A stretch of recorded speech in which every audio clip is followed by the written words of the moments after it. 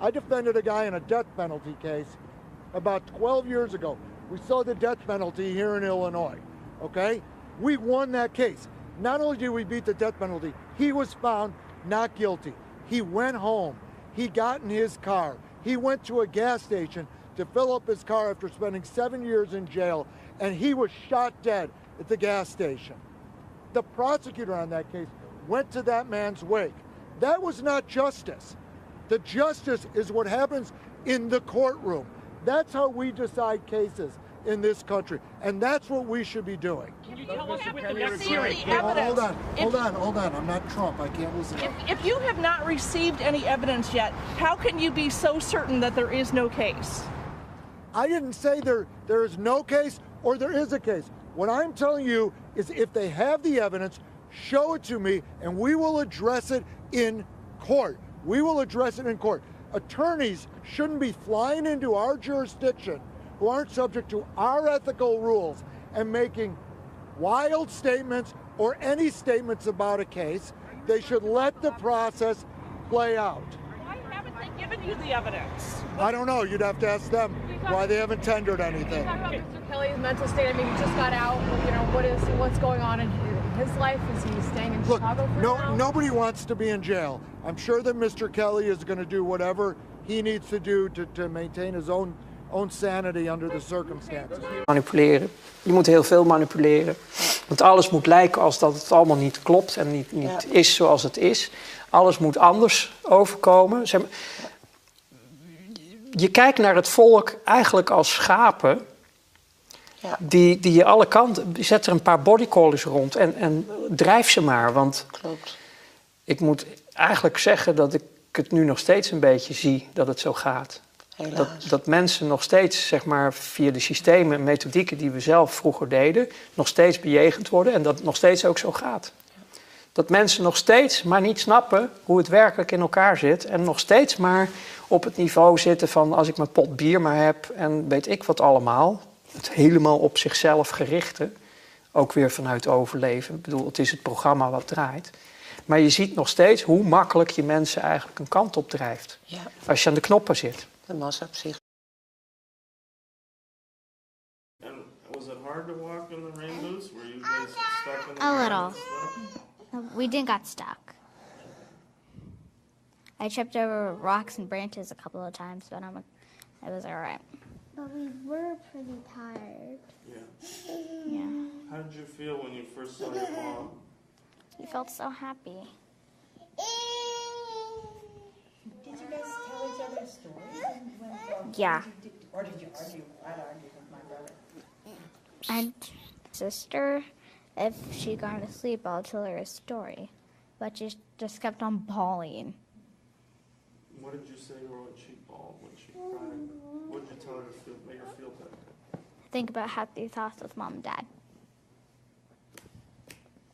Caroline, how did you feel when you saw your dad? So happy. What did Daddy say to you?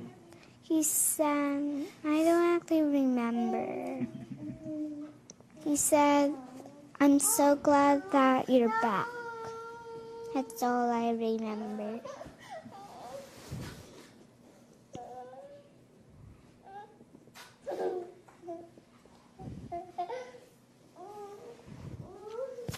That's great. Spot by the huckleberries, and so we just fought our way through, and then there they were. I noticed you said you put your hands up because those things are prickly as heck. It just protect your face, and when you... So I gone by myself and my sister, and we gone past our marker, which is a fallen down branch on the... 6 clients, 2 victims, 2 parents, as well as 2 whistleblowers who can both be described as knowing R. Kelly and being within his inner circle for the better part of 25 years. My office was originally retained in April of last year by a concerned parent. We began a thorough investigation. We traveled the United States. We interviewed witnesses, we uncovered documents, and we did so very, very quietly so as to ensure that no complaints could later be made that we were pursuing this for any other reason other than justice. Again, we began in April of last year. Earlier this month, we uncovered and recovered a videotape of over 40 minutes in length. We promptly brought it to the attention of Ms. Fox and others in her office. This tape leaves no question as to whether R. Kelly is guilty of multiple sexual illegal acts against a 14-year-old girl. The tape was shot in the late 90s, approximately 1999. It depicts two separate scenes shot on two separate days within Mr. Kelly's residence at the time. The audio on the tape is clearly, you can clearly listen to it. It is clear. The video is far superior than the video that was used in connection with the 2008 trial. It is an entirely different video. Repeatedly on the video, both the victim and Mr. Kelly refer to the victim's age as being 14.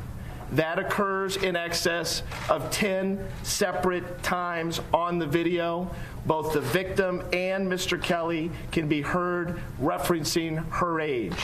It is also clear from other things that are depicted on the video that this was in no way role-playing during some sexual act. It is clear that this young lady was 14 years of age during the time the video was shot. Mr. Kelly, throughout the video, stops what he's doing, stops his acts of sexual assault, and he proceeds to move the video camera and adjust the camera angle, zooming in, changing the direction of the shot, and things of that nature. So there's no question that he knew exactly what he was doing. At one time, or at one point in time on the video, in the first scene, it is clear that Mr. Kelly is having the victim watch another piece of pornography, which appears to be him with yet another young girl on a big screen television in the background. Repeatedly on the video, the young lady refers to Mr. Kelly as Daddy.